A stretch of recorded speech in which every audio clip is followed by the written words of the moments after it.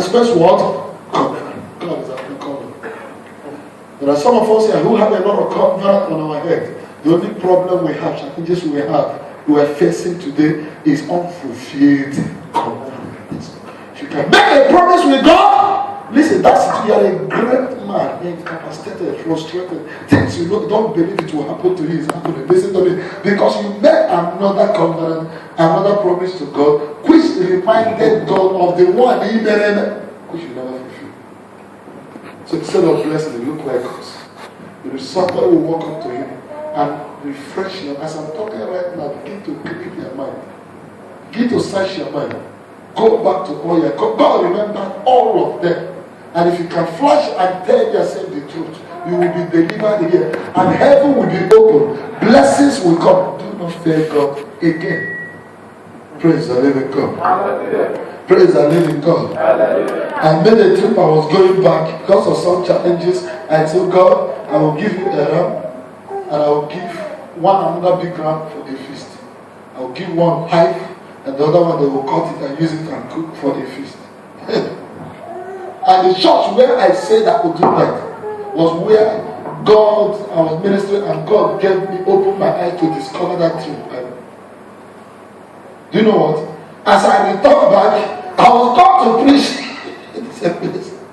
As I reached there, I said, but one of them is okay now. After they use it for feast and work.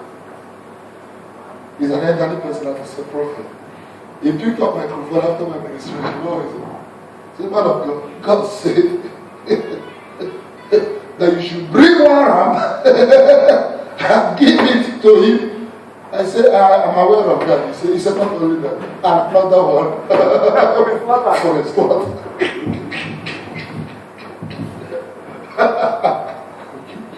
God began to remind me how conscious him. Now what you open your mouth and say 3 months ago.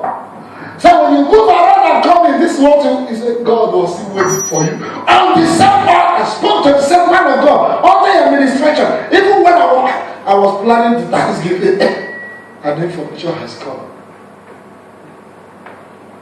Man of God, okay, I could give you money, make you do the thing. He said, no. God said you must be present in the location. By somebody.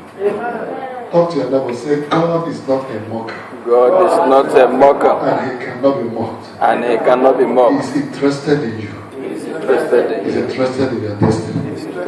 Open your hand and say every error. Every error. Speak to him on every error. Every error. And every mistake. And every mistake. That in following my life. And my destiny. By the blood of Jesus. Correct it tonight. Correct it tonight. In the name of the Father, and of the Son, and of the Holy Spirit. In Jesus' name. In Jesus' name. In Jesus' name. In the mighty name of Jesus. Before I use the scripture to bring to round up, and Bible us to understand, for the star of destiny of Abraham to manifest. God entered a covenant with Abraham. He said, come out of your father's land and all of that. I will show you a city which I am the maker and the builder. He never knew where Canaan was. And he knew that the father would be a hindrance to Abraham. Abraham could not open his mouth and say, I had a voice outside this God you people are serving. I had a voice. That, you understand what I'm saying? He could, because of the influence of the father, of the parents, he couldn't open his mouth. He couldn't win any soul. The Bible tells us to understand that God put it in the heart of his father to carry them and live up. You know, say, let us go to Canaan. Hallelujah. Wherever your dreams are, God will put it in the heart of someone. Yeah. I said, God will put it in the heart of someone for you. God will put it in the heart of someone for you. In the name of Jesus, I don't know what you do. I don't care what you care. I don't know what you think your heart desires are. But the Lord, you know your heart desire. You know your place. You know what you are going through. That Lord has sent an angel across. And that angel is about to eradicate every frustration, illegal structures, negativities, causes and covenants, working against our destiny. It doesn't matter the ordinance. It doesn't matter the year of the establishment, the year of ordinance. It doesn't matter what they use to control and remove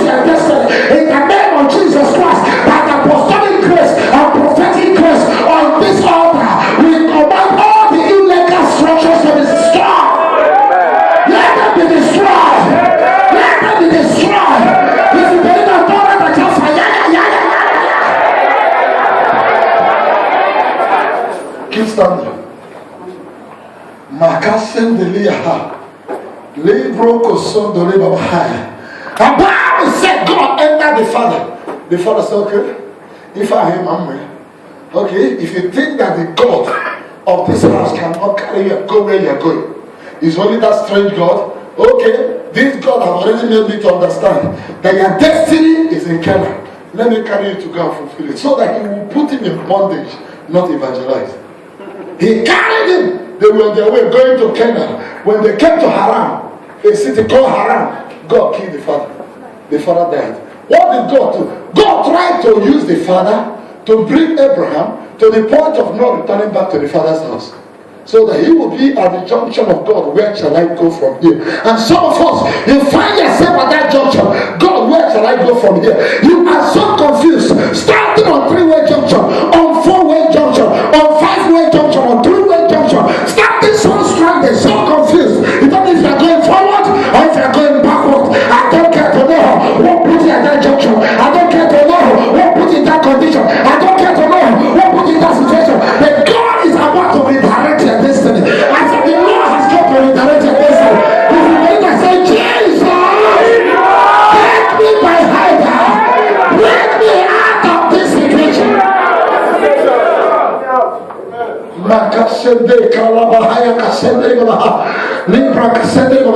You are too great to be confused. You are too great to be confused. You are too great to be frustrated. You are too great to remain poor. There is investment of God in your life. This is too big and too large and too great for you to be stranded. Say, my Father, let the seed of my destiny begin to speak for me. As I close my eyes and I open my eyes, show me a way out. Open your mouth and begin to pray. Pray.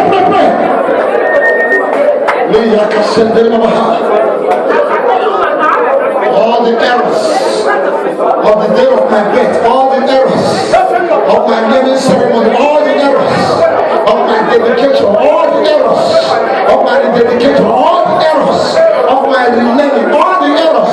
Through the guide name I answer, the guide name. Even the guide name.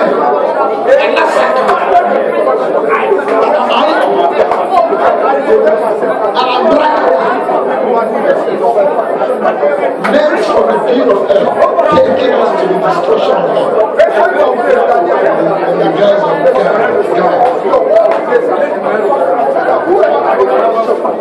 Amen, somebody. Amen, somebody. Say, my destiny is coming alive. Say, my destiny is alive. My destiny is coming alive. Say, my destiny is coming alive. Say, my Father, my destiny is alive. Open your mouth and begin to declare. They slaughtered the lamb. They slaughtered their destiny. They killed the fowl and called their name. Wherever he is, this fowl is dying. His finances will die. It doesn't matter what they kill to kill you. It takes the death for progress to come. And they kill for you to die. And they kill for your finances to go. And they kill for you to not to succeed. They are turning the word of God upside down. It doesn't matter what they kill. To kill their finances. To kill our businesses. To kill our greatness.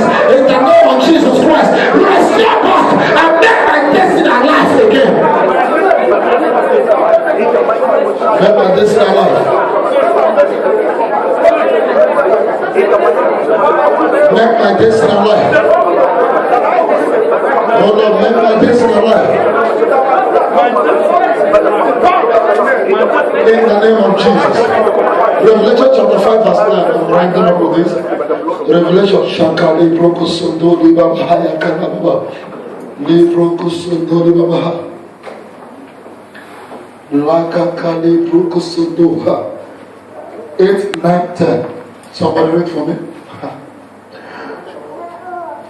When I open the book, yes, are you there? Revelation 5, 8, 9, 10, yes. And when he had taken the book, Yes. the 4 beasts and 4 and 20 others